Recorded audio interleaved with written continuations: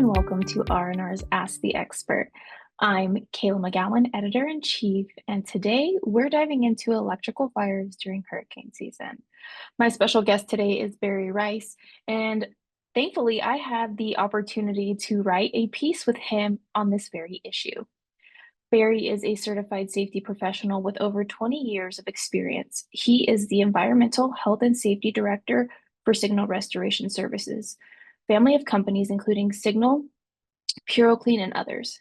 Barry has supported EHS efforts in various industries, including environmental restoration, heavy industrial manufacturing, mechanical field service, automotive and aircraft manufacturing support, residential and commercial construction, and disaster restoration. Please welcome Barry Rice. Hi, Kayla. Thank you. You are so welcome. I'm so happy to have you on Ask the Expert. I know we do a lot of talking and a lot of working together, but this piece that we recently put together, I think, sheds a lot of light on some issues that aren't really talked about. But before we jump into that, can you explain what made you choose this industry and how long you've been in the industry? Well, I guess like many, I guess you could say I almost stumbled into it. I was doing environmental cleanup work, polluted groundwater, polluted soil, and in that industry, if you're successful, you work yourself out of a job. And we were successful, and I heard about this opening with a restoration company, and I gave it a shot. And I've worked in the industry. I've had a couple of breaks to work in manufacturing, supporting environmental health and safety, but I have worked in the restoration industry since 2006, and it's been very interesting to me. And I've in my world, a lot of the manufacturing deals with just health and safety. Our world deals with the environmental part of it too, and that always keeps it interesting.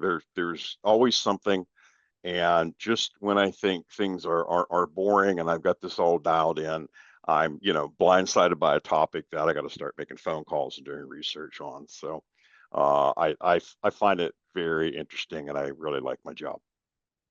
Yeah, I was going to say, everybody in this industry has to love what they do in one way, shape, or form. But I will say, I've had the pleasure of working with you for the last couple of years, took a little hiatus, and now we're back. And you mentioned, once you feel like you're in the groove of things, and you're like, okay, I've got this. Something like, electrical fires during hurricane season hits you right in the face, right? Right, and that's literally it, and that's what stimulated this topic when we first started talking about it. Started talking about the possibility of an article for this. It is different, right? And not that many people were talking about it, but yet I can tell you where there has been saltwater flooding up and down the coast of Florida, over around into the other Gulf Coast states. This has become a big problem. But I was also going to say, even your West Coast, they just had an earthquake out in the ocean. I think it was like last week or the week before. They too will see electrical fires that, stem from salt water and electrical vehicles and even just their home. I mean, if you think about the LA area, they have so much smog. Everybody wants an electrical vehicle. It's either a Tesla or, and people don't understand those hidden dangers. So, I think we kind of have grasped what inspired you, but maybe some people don't know that you're actually based in Florida. So this really hits close to home when you're seeing this type of stuff. So, what type of impact do these types of fires have, not only on vehicles, but also homes, right? Yeah, so it's twofold, and the article that was based on covers both. It's the salt water that floods the electrical vehicles, and it's the salt water that gets into the homes. And both of them are significant here in the Tampa Bay area where I live, from the first hurricane that hit, Helene. And that brought 4 to 5, that brought uh, a level of flooding that hadn't been seen before. We hadn't been hit directly for right around 100 years. And so there were homes that, sure, maybe they had some water creep into it at times, or maybe there's something localized, but um, many homes along the coast had 4 to 5 feet of water in it, of salt water. So the homes got it, and then of course the vehicles sitting in the driveway, even sitting in the garage, got it. What I was going to say too, it's not just water, right? We're talking salt water, we're talking debris, contaminants, everything else. So there's so many levels to this hidden danger. Then you add fire, right? Potential fire to that. I mean, can you kind of explain how salt water affects electrical and batteries in particular? I know some of this goes back to what we learned in grade school as far as science, but when you're in adulthood and you haven't seen this type of hurricane in quite some time in your area in 100 years, you're just not really prepared for it. So I think, kind of basic science plays a part into this, right? But It does. something that you forget, right? You learn it in fifth, sixth grade, and here some of us are in our 20s plus, that's kind of out of the back of our head at that point.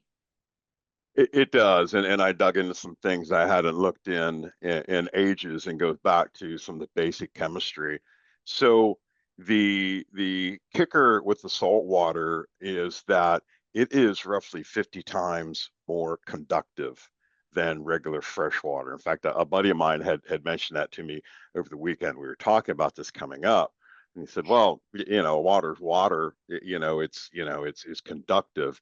And it's actually no, that the salt water is way more conductive, and it's because of the sodium in the chloride. All right. So the effects on the electrical vehicle is it can provide a short circuit. It can provide a path for that current to flow. And with those vehicles, they have a lot of electrical energy, a lot of electrical power. Many of them underneath the entire bottom of it is battery. And so there can be a lot of energy released in a very short amount of time. In the homes, the water gets into the outlets, anything else that you may have, from ground level to 4 feet, and it recedes out. But the salt water sometimes can be left there if it's not dried out properly, and also corrosion starts. And a lot of times in researching this article and reading up on the electrical side of it, they're indicating that the corrosion that starts with the screws, the wires, all of that leads to a short circuit. And in the case of these, we had a local county reporting to a news agency that they had upwards of 11 house fires directly related to that within a few days after Helene. So again, two different scenarios, but it's all thanks for bringing that up about the salt water. It's all related to that, and the chloride and the sodium that creates a path that normally would not be there. Yeah, and you know what this kind of reminds me of? Just so, like as a consumer, right? We're all consumers, but I think about we've all done those science projects where you put salt water in a bag and you put it in the sun, right? There's still salt left over. And I think that that is a perfect example to show that's what is happening to your homes. That's what is happening to your Right. cars. Even like you said, it could be dry, but it doesn't mean it's dried out properly. And that means you run the risk of fires and potentially death, unfortunately, because, the last thing somebody is thinking about, especially our consumers, when they get home, they're trying to assess the water damage, right? That's what did we lose? What's not in our home? They're not thinking about, hey, let's go turn the power back on. And if I flick this switch, what's going to happen? Right. And so it's kind of a unique situation in that we talk about preparation, obviously in the restoration industry and the education for the general public. It's getting things dried out, the topic of mold, damage to the drywall, all of that. But I have not heard a great deal of discussion in terms of this impact. And I think it's some of it, looking at the article, some of it dates back 2 or 3 years, but there just had not been that much discussion about that up until just the last month. Yeah, and I would say like if you look back to like you're talking about the news coverage wasn't really there, and if it was like one piece of coverage, or maybe somebody talked Yes, about it, and that's where it kind of stopped. And I think if we look at where we are now today, electric vehicles are really taking charge, but prior to that, it was still an issue in your home. And so it's quite interesting, correct. when we were talking about this, to not see this type of information or concern shared, because let's face it, we know that flooding occurs. We know that hurricane season comes and goes every single year, and it's a steady concern that we not as only professionals see, but our consumers see. So, speaking of all of that, how can we share some precautionary measures and even prevention with not just our consumers, but also our professionals? Because we know hurricane season hits, we have people come in from the West Coast, the middle of the United States, and they're kind of walking in Right. and they may not have that lens on to think, so Absolutely. how can we prepare everybody for something like this? You know, I think you and I have talked about this. Safety is so huge. And, oftentimes our space, we want to go help, but we can also hurt ourselves in the process. So I think precautionary, preventative efforts make a huge difference in this. Absolutely. So I think there's two components to it. It's prior to. So we learned with Helene, as I said, 100 year flood hadn't seen anything like this in 100 years in this area. So we learned that some of these areas, it might not be 1 or 2 feet. When they talk about a surge of 6 or 7 feet, it could actually happen. So get the vehicles up to high ground, get them up into parking garages, just get them out of there. You know, 3 or 4 feet isn't enough. It needs to be, to think of the along the terms of 2 or 3 stories elevated. All right. And then, and for the house, we can't move the house. So the, just to some extent, whatever you can do to prevent it, but what happens, happens. The second part of it is then what you do. And that's especially when the people come from out of state or even people that aren't thinking about it. So in terms of a home and a restorer, you're going to need to make sure the power's off, and then you're going to need to make sure that you open up everything and get things drying, and then call in the professional. In that case, call in an electrician and have them evaluate it. They may tell you it's a complete loss. You don't know, but they will also probably tell you do not power this back up, at least on these lower levels. Maybe there's a second level. Maybe that second level can be powered up and people can live up there. But that lower level, they're probably going to caution you on doing anything. And then the electrical vehicles, what's interesting, again, another story of what we observed, we saw vehicles on the flatbeds, on the transportation trucks, Yeah. and they're driving down the road and they're catching on fire, and the driver's out there trying to unload it off of the flatbed as quick as he can, so that everything's not a total loss. So it's my understanding is that what can trigger that with the electrical vehicles is simply just getting in and turning on the ignition. Does this thing work? You're starting a flow of electricity. And sometimes something as simple as just turning it on or backing it up and pulling it up onto a flatbed can trigger that. So there's a lot of awareness there. And, if you're a restorer, you want to be really careful about that. If you're a restorer, you want to be really careful about that electrical vehicle that may be sitting in the garage. And, you may want to call specialist, wrecker service, the dealership, and Mhm. get advice or get them to come out there to move that out of the structure and away from the structure, and possibly even take it to be serviced and evaluated. Yeah, I was gonna say it goes back to calling the professionals who know what's causing it, right? So working with the dealerships, working with electricians, that's part of our job is collaboration with those who aren't necessarily directly in our industry. And it can be one of the safest routes to take because that's their specialty, right? Our specialty is restoration, cleaning, health and safety, inspection, all of that. So if we have to call somebody in, it's not just keeping us safe, it's also preventing a potential loss. I mean, a full loss, right? Not just a small loss, like a full loss. Yeah. Um, and I also think, prevention is also prior to hurricane season or wildfire season or any type of season we know we're going to have, take that opportunity to find a local electrician, to find a car dealership in your area so that if something like this happens, you're not scrambling. And I think we kind of did see that during this hurricane season and other fire, all these things. We see this, but at some point in time, we have to help each other. So why not take that preventative measure before? Like now, right? Now's the perfect time. I think you can start to implement stuff for your 2025 season or year just in general. Um, I wanted to touch on something you mentioned, a one story and a two-story home.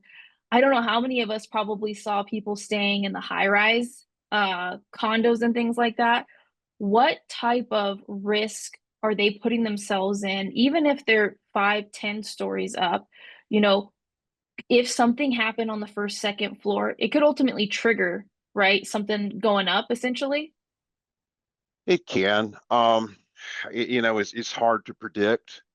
But obviously, a fire of an EV or multiple EVs and the basement, or a lot of times around here, it's the first floor is parking, first, second floor is parking. The fire can spread up. Beyond that, you still have the reality of you could be without food and water for days, and your access getting out. Hopefully, the stairs aren't impacted, and you can get in and out that way. But yeah, your point, you made a good point in that those upper floors aren't necessarily always safe, and you just don't. We don't know what the storm's going to bring. Every event is different. It is. I think that's one thing that is something that it has to be stressed. I know we stress it internally as far as our industry, but even to the consumer, right? I don't know how many people we saw, oh, I've done this before. I'll sit through it, right? I'll sit through it. That runs an additional risk, especially fire. If you think that a home was empty and you're going through and doing your checks, you could run into some other potential situations as well, which if you're assessing, it's not just fire at that point. I think that's something that's also extremely important, safety all around. And if we can help alleviate that preparation and preparedness goes into that as well. um I know you talked about calling in an electrician, calling in, car dealerships and all of that. But one thing that I found was interesting during this whole thing is you don't even have to probably fully start your car. You could probably, you do the old turn to get just any power. Don't even turn your car all the way on. That's a possibility to cause some problems too, right? It starts the flow of Yeah. electricity. So, I'm not an electrical engineer, and I didn't design Tesla, so I can't tell you exactly what triggers what and how much power is available. But I can tell you anecdotally that there's lots of videos, and probably the entire nation saw them, of electrical vehicles on fire on flatbeds just Mhm. because somebody moved it and pulled it up, or sometimes didn't even move it, pulled it up with the winch.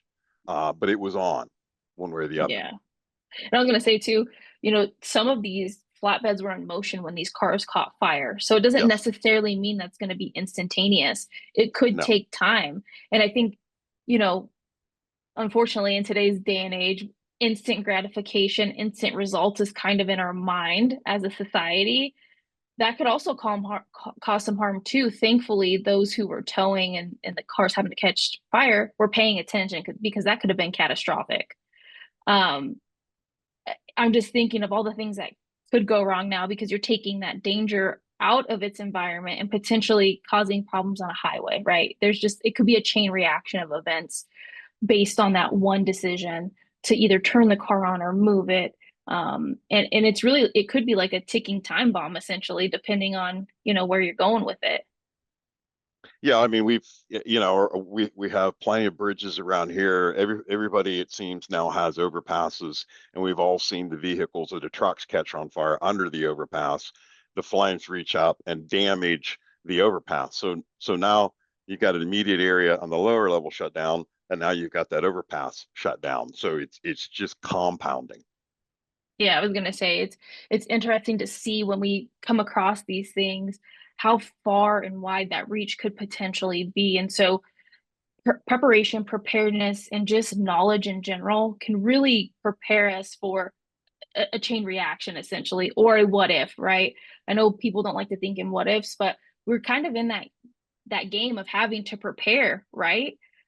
Yeah, you really need to have more than just a plan A and a plan B. You really need to think that through. And like we said, the professionals are part of that. If you have an electrician out to your house doing something, ask them about the what ifs. If I got water in here, what do I do? Where am I, where are my circuits? And know know where your breakers are, know how to shut off the main. I mean, I take that for granted, and I've been working with a lot of different systems in my life where I knew if there was a flood or a situation, I knew where to shut off the power. I knew where to shut off the water. I knew all those utilities.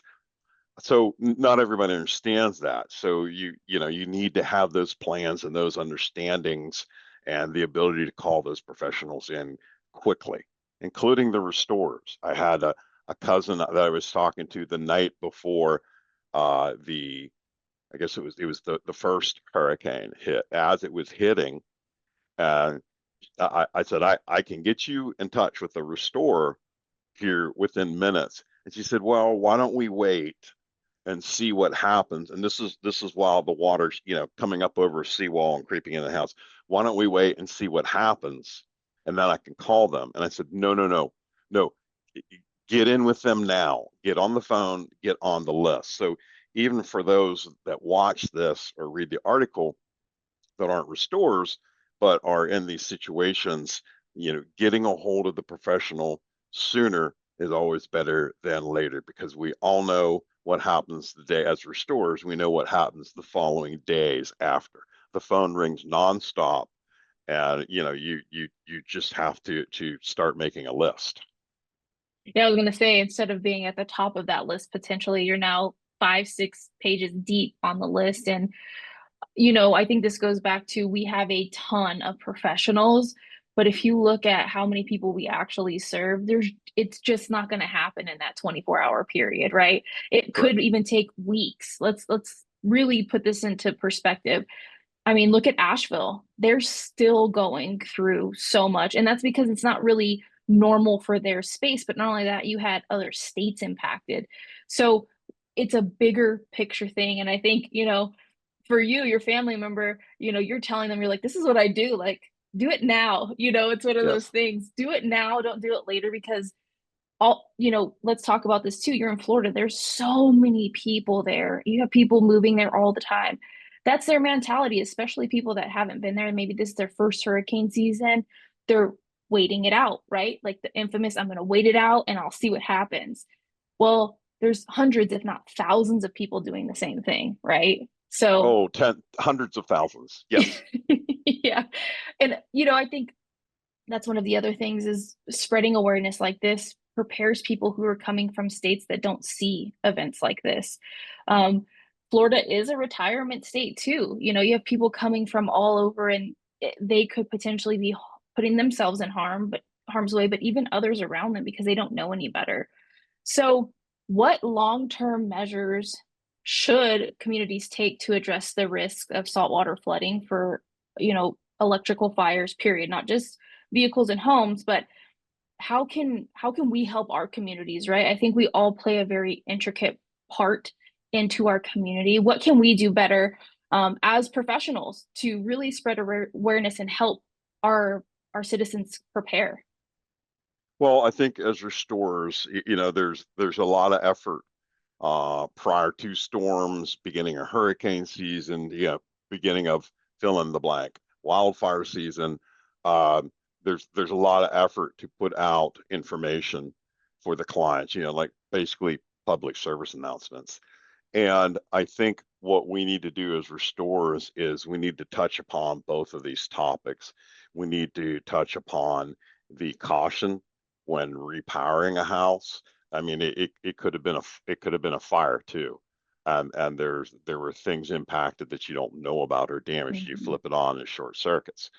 Um, and so address it from that point, and then go ahead and put a component in there about, you can put a component in there, vehicles, period, but especially the electrical vehicles.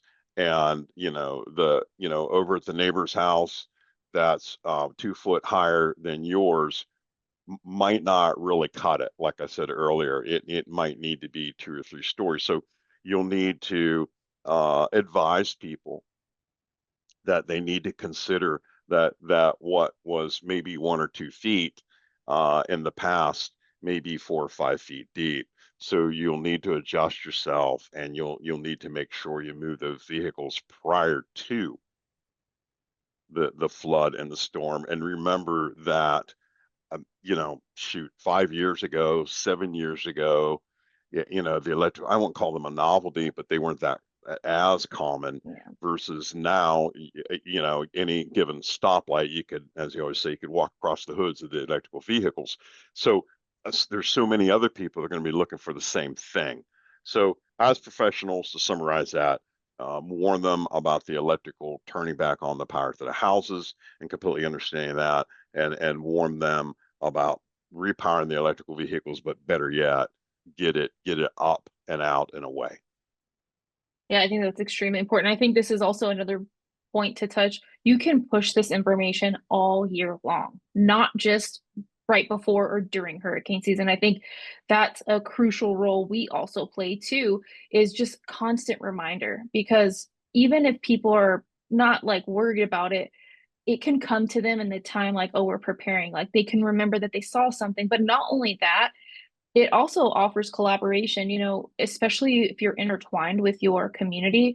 All it takes is a share. All it takes is a, hey, I know somebody who can help you, and all of that. So I think it's also really important to understand that while there's ways to prepare for fire, hurricanes, freezing season, that's a whole nother ball game too, right? A whole nother issue, not just frozen pipes, I mean, burst pipes, and flooding and all of that. Sure, So I think that's also really important too. The time is now, it's not in another year, it's now. And I think that the timing of this piece makes sense because we're still learning about some of the effects of after these two hurricanes we saw in particular.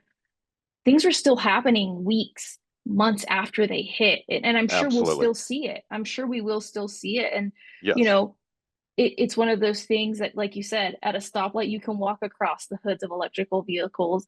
Now we're going to see more fires. Now we're going to see more stats, more data, more we do. coverage, you know. Um, and I think that this piece in particular opens the door for a lot of preparedness, a lot of awareness for other events, because I think there's also other hidden dangers, like you mentioned, fires. They can cause electrical shorts as well, right? Not to mention ash and stuff getting to your HVAC. There's other hidden dangers. So we've covered a lot, and I think we covered a lot of it in the article as well, which you can Yes. listen or read or both. So what is your hope that the readers and the listeners take away from our discussion and the article as a whole?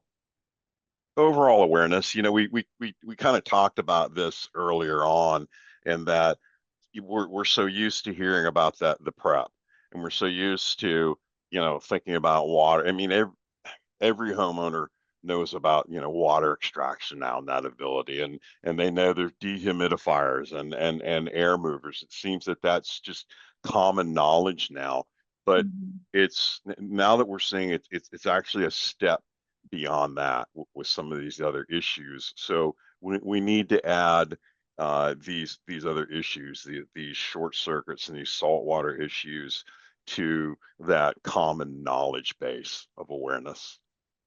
Yeah, I agree. I think, we all evolve over time, especially our industry. We're subject to new technologies, just new in general, and we have to evolve, and it's our job to spread awareness, but preparedness as well. I think that's really what stemmed all of this too, because, it's close to home for you, right? You're seeing it, so who else is seeing it at that point?